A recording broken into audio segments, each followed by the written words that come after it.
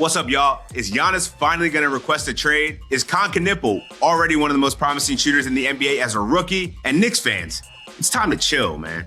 I'm Dan Titus. This is Yahoo Sports NBA Weekly. Let's dive in. Let's kick things off with Giannis calling out his teammates following a 20-point loss on Wednesday night to the Oklahoma City Thunder. We not play hard. Not play hard. We not do the right thing. We not play to win. We not play together. Our chemistry's not there. Loyalty, loyalty, loyalty. That's all we've heard from Giannis since the day he arrived in Milwaukee. From that skinny 18-year-old kid that they took a flyer on to the future Hall of Famer that he is now. But bro, it's time. It's been time. All this passive-aggressive behavior of going to the media saying like, I don't know, I'm happy, I'll wait and see how this plays out, to now calling out your teammates, throwing them under the bus after a loss like that, it's just becoming a distraction at this point. And to call his teammates selfish, I think is pretty funny because it's like, Giannis, this is your time to be selfish. You've done everything you could for this franchise. You brought him a championship. You've stayed way beyond your years.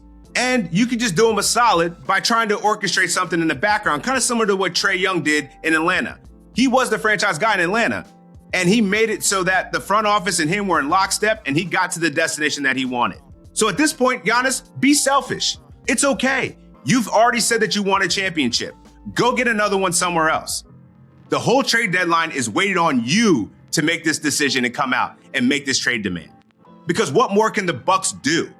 They don't own a pick until 2031, and they've already said they don't want to give it up.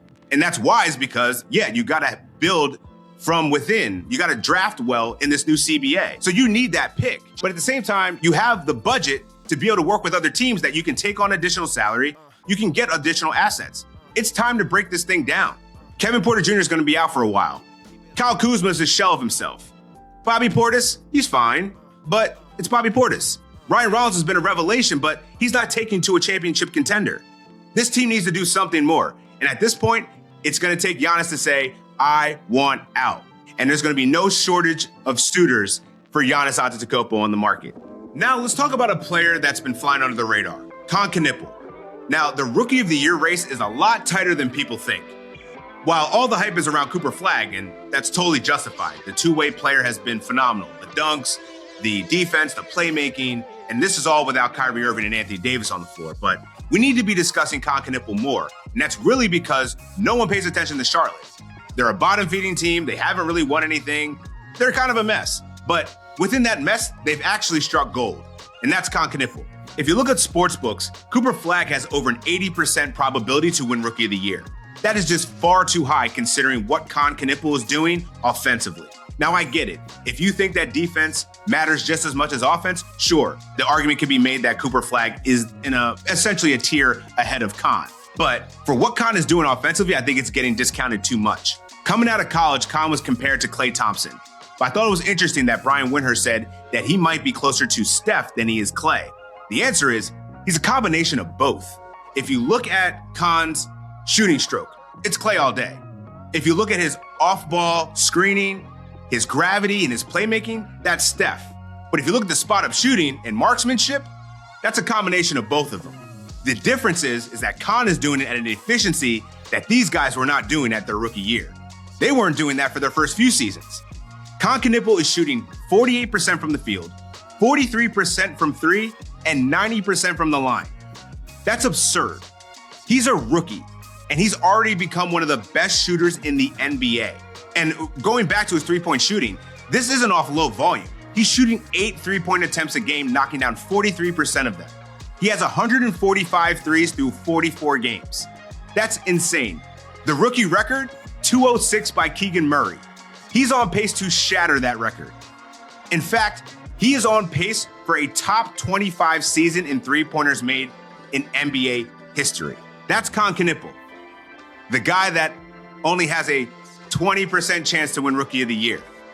It's far too low, and more people need to be speaking about the success and the efficiency and just the pure shooting that this guy is displaying. And I don't want to discount his all-around game because he's doing it all. And I think there just needs to be more of a spotlight on what Charlotte is doing. And maybe that happens the first minute they get rid of Charles Lee. All right, let's close things out talking about the Knicks. Oh, those Knicks. But more about the Knicks fans. Y'all just gotta relax, man. Relax. You're already kind of playing with house money. No one ever expects outside of New York for the Knicks to be good. You made it to the Eastern Conference Finals for the first time in 25 years last year. Great job. Great job. Now I understand the expectations are even more high coming into this season, especially with the Boston Celtics not expected to be, anywhere near what they were without Jason Tatum. Surprised they're even better. And the Indiana Pacers not having Tyrese Halliburton. But where do the Knicks stand? Just a month ago, Knicks fans were screaming from the mountaintops, it's our year, it's our year. We're winning the championship, we're winning the championship. And then you went to the NBA Cup and you had no business. You won the NBA Cup. Congratulations. Not quite the banner that you want to hang into the rafters, but respect factor is there. And then what happened? Reality set in. That early start and success that you had finally hit a wall. But let me ask you this question, Knicks fans. Would you rather go through these trials and tribulations mid-season or right on the brink of the playoffs? Because that's really been the history of everything under Tom Thibodeau. It was like, what do we do? What do we do? What changes do we make? We can't change. We're just going to play our guys mad minutes and hope that it works out. Well, that's why you got Mike Brown in there, right? Not the greatest coach in the world, but he's at least utilizing his depth.